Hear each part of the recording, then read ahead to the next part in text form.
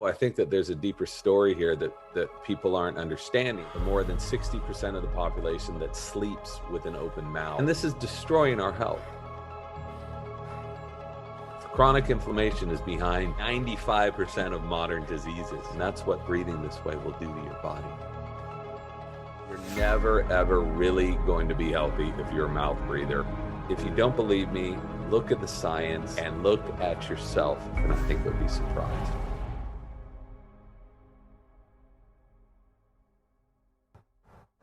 My name is James Nestor. I'm the author of Breath, The New Science of a Lost Art. Grew up in Southern California in Orange County. My outlet was the ocean, and I just went to the ocean about every day in summertime and most days in spring and fall as well. I was a terrible breather growing up. I had no idea how to breathe properly. I didn't know that there was such a thing as proper breathing, right? Nobody teaches you that in school. Not until somewhat recently did I ever consider that this was something that we could actually focus and that could improve our health and so much more. We were told this was just normal to have allergies, to have asthma, to have a stuffed nose, to snore, to have sleep apnea. You know, everyone else is doing it. Why shouldn't you be doing it as well? So it wasn't until much later in life, decades later, when I was an adult, that I started suffering from regular bouts of bronchitis and pneumonia, mild pneumonia. And I was eating all the right stuff. I was sleeping 8 hours a night. I was exercising all the time, various sports, but my breathing just felt kind of off. Well, I think that there's a deeper story here that people aren't understanding. The average person is breathing out of their mouth a lot, and there is a time and place to breathe through your mouth. When you're laughing, when you're sighing, that's totally fine. Sometimes at levels, upper level, zone 4, zone 5, you can default to mouth breathing real quick to get a burst of oxygen, right? To reset your respiratory system. Completely fine. I'm talking about chronic mouth breathing. I'm talking about the more than 60% of the population that sleeps with an open mouth, and the 25 to 50% of the population that habitually mouth breathes during the day while they're conscious. And then we're breathing too much. We're breathing too shallow. We're breathing in a way that we're just packing air into our lungs, but we're not exhaling fully. First and foremost, it starts with breathing through your nose, and you'd be amazed by how few people actually practice this.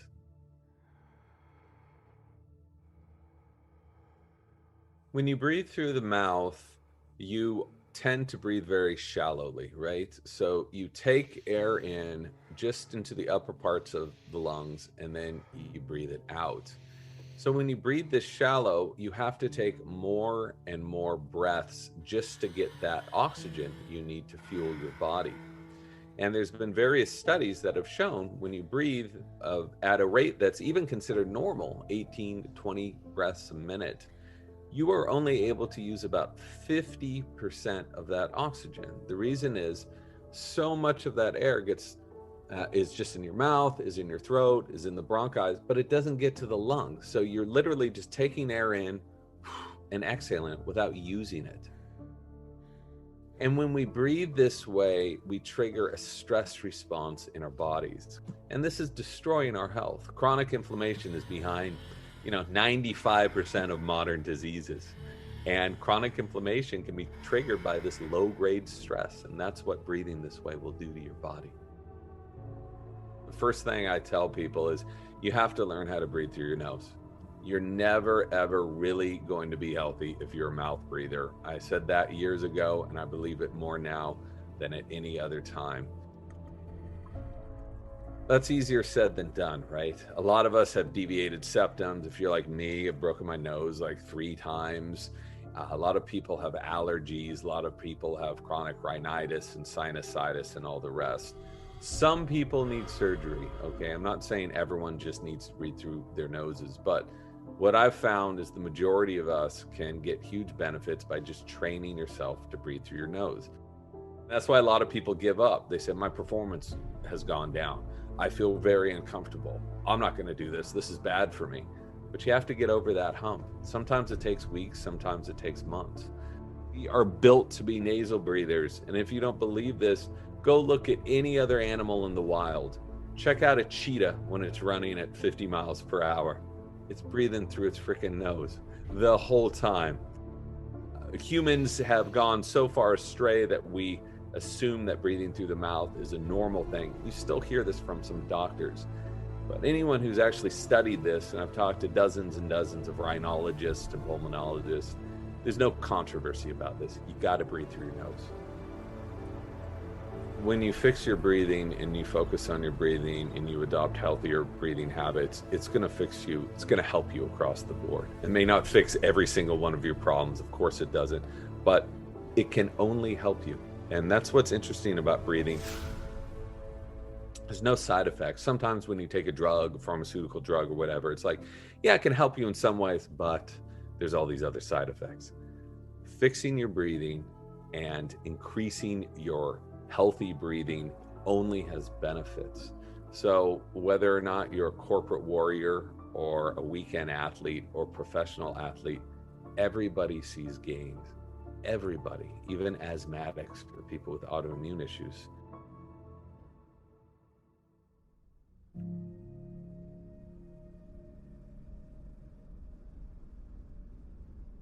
Breathe through your nose as often as you can. Don't worry about it if you're breathing through your mouth at some short amounts of time.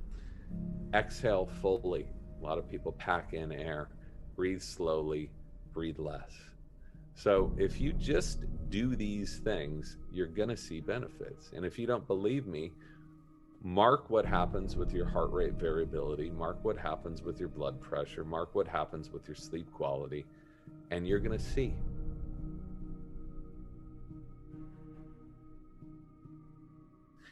Think about how athletes get most of their energy. You'd say, oh, through their food. No, we get most of our energy through our breath. And if we are not breathing in a way that is efficient, we're never really going to be able to hit that state of peak performance. You want to get that oxygen in the most efficient way. That's what performance is, right? Working at peak efficiency. And so when you train your breathing in line with your metabolic needs, your heart rate tends to go down, your blood pressure can go down.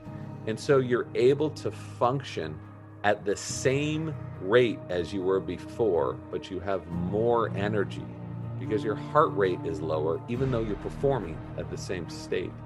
So again, this stuff isn't controversial. This is the basis of athletic performance, is efficiency. The data's all there, right? The history's there. No one's arguing with it, but it's so surprising that people haven't picked up on this earlier.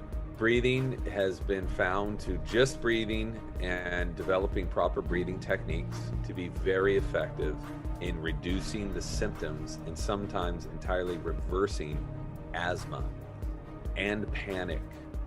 Some autoimmune diseases, some people with autoimmune dysfunction can respond very well to getting their breathing in check, especially their breathing at night.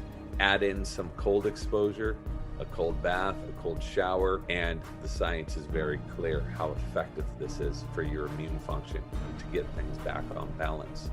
I'm convinced that you will never ever be healthy if you aren't breathing in a healthy manner. So you can eat the right foods, you can exercise all the time, but if you're going to bed at night and snoring and have sleep apnea and hyperventilating throughout the day and mouth breathing, you're never ever going to be healthy. So I'm not saying it's the only thing you need to do. I would never say that, but it is definitely one of those essential pillars of health. And I think it's been left out in the cold for a long time. Everyone's clued in, right? Anyone who pays attention to this stuff, what you eat is important, right? We all know that now. Exercise is important. We know that now. Sleep is important. Okay, sure. But people haven't been talking about breathing and how breathing applies to all those things. Again, we take 30 pounds of air in and out of our lungs every single day. So far more than we eat or drink.